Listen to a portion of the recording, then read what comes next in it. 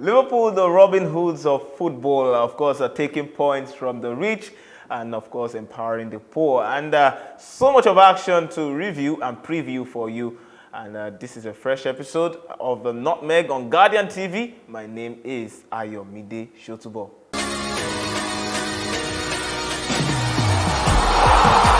Okay, again, in-house researcher James joins me, and of course, James, we have the Arsenal title push and the entire title race to talk about.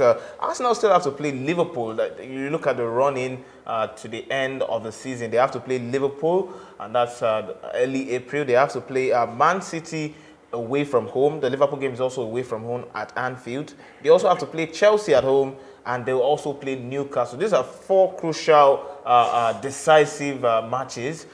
Yeah, for Arsenal, I think from what we've seen in the past, I think they are the team that are ready to go all the way. But you know, we can't rule out City. They are very experienced when it comes to this title push. They've been doing it for seasons now. So this is a new one for Arsenal, as well as these young players. So these games are going to be very tough for them. But with what we've been saying about Arsenal, I think they'll be taking care of a lot of teams. And okay, let me make you hold that thought. Now, they play Liverpool, they play City, they play Chelsea, and they play Newcastle. 3 of those games are away, and there's 12 points off for grabs for the Gunners. How many of those 12 do you see them taking? I think for me, they can get 4 points. 4 points? 4 points, yeah, because you're playing against top teams who can make or mar your season. Especially even the Chelsea game, it's not even a guarantee that they're going to win it. Remember what Chelsea did to Liverpool in 2014? Yeah, of course. They denied Liverpool the trophy. And Liverpool were playing at home, right in front of their fans at the Anfield, and they lost 2-0. So who says Chelsea cannot do the same thing? Talk about Chelsea now, and they are now on a 3-game winning streak after they did not start the year pretty well. Yeah. They've won 1-0 against Leeds, they've won 2-0 against Dortmund, and at the weekend, they were at Leicester, and they put up a 3-1 result. They got a 3-1 result and put up a fine performance in the end. Yeah, it's a resurgent Chelsea team. There's a big team. No matter the kind of rough patch they go through, they will have this knack of trying to come back. You just take just one victory, and I think that win against Leeds United kind of spurred them on, and they've gone on a 3-game winning streak, and who say they cannot continue from there. So they're a big team, and I believe that they're going to continue doing that till the end of the season. All right, let's move to the Serie A. Napoli have restored their 18-point lead. Khvara, of course, getting a very, very mesmerizing goal, mesmerizing the defense of Atalanta. Of course, 2-0 ended. Osimhen also getting an assist. But then Khvara is the player of the Serie A season. A lot of people want to give it to Victor Osimhen because of his goals and what he has contributed to this Napoli side, but Kvaratskhelia is somebody who has been doing it for them. He has been scoring and also assisting and been giving out 5-star performances. So for me, it's a tough one, but I think I don't want to look away from Kvaratskhelia. He has been doing really, really well. Osimhen has been scoring the goals, but you can't take away your eyes from Kvaratskhelia. Right, also in the Serie A, the top 4 is still looking rather unconvincing. We still do not know who are getting their hands to those places. Roma, of course, losing 4-3 against Sassuolo at home. By the way, Osimhen sat out that particular match. And Juventus, 4-2 it ended away at Sampdoria. And you begin to wonder, because they are now 9 points behind a 4th placed side, Roma. And of course, you begin to wonder if Juventus could find themselves in those places for the Champions League. It's possible. That's why they call them the old lady. They understand the league. This is a team that got deducted 15 points, and now they're just 9. I find we want to say 9 points, but who says they cannot, erase that deficit? And even the teams ahead of them, they've not been consistent. Look at Roma. They win today, then they lose the next game, and Juventus have been picking up points here and there, and with their experience and the coach, Allegri, he has seen it all. So I believe that they have what it takes to claw back those deficits and make the Champions League.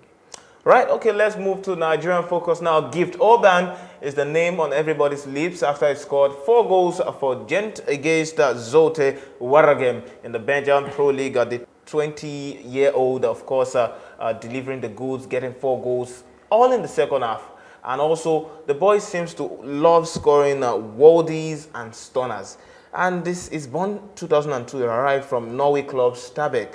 And could we have witnessed the birth of a star? I mean, he's been putting in fantastic performances for the club side, scoring a lot of great goals. But then, could this be the moment he gets into the limelight? Yes, I mean, scoring 4 goals in one game is not a mean feat, especially when you are playing in Europe. I mean, this goal that he scored now, I think he's kind of shown everybody that this is somebody with a bright prospect, a very talented player. To score 4 goals, I mean, it doesn't come any better than that. So for me, it can only get better from there. Yeah, also Solomon Agbalaka and Augustine Njoku, 2 Nigerian fullbacks for the Flying Eagles. They just concluded total NG's under 20 African Cup of Nations. These were 2 players that made the team of the tournament at the end of the game. And this will lead me to the question, all right? What have you made of the entire performance, coaching-wise and playing-wise?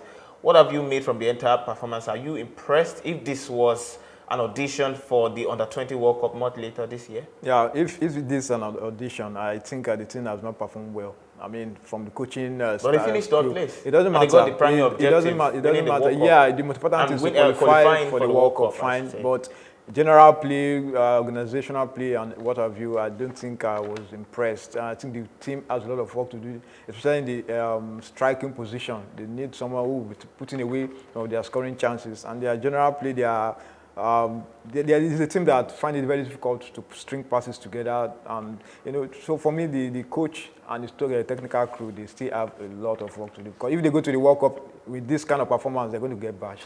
Mind you, the Flying Eagles were also awarded the Fair Play award on account of their professionalism, on account of their passion, and also discipline showed. They had a red card, but they've been given the Fair Play award anyway. But let's move to the Champions League. There are 2 big games to look forward to in this particular midweek action that we're going to preview for you. Real Madrid welcoming Liverpool to the Santiago Bernabeu. And the big question is, can Liverpool overturn that 5-2 deficit? No, I think it's done and dusted. Done and dusted? Yeah, they had the opportunity of doing that at Anfield, but they threw the opportunity away. And check out their previous encounters. So you are giving Liverpool no chance? No chance. No, they've not been consistent. When they defeated Manchester United 7-0, we thought they'd bounce back. All of a sudden, they now lost to Bournemouth. So I don't think Madrid is that team that they are going to use to launch themselves back again. Okay, and RB Leipzig also returned to the Etihad. I remember very well that some season ago, maybe last season, they came to England. They came to the Etihad precisely, and they got beat 6-3 by the English champions. But then they're going to pay another visit. And do you think they stand a chance this time? No, they don't. I see City progressing to the quarterfinals. Because the first leg ended 1-1, and I think they're going to wrap it up at the Etihad. All right, that's how we bring the program to a close on this edition. And of course, you can hit the subscribe button to join our community. And also, you can tap the notification bells to get our latest videos. My name is Ayomide Sotubo, of course, and this is the Nutmeg on Guardian TV.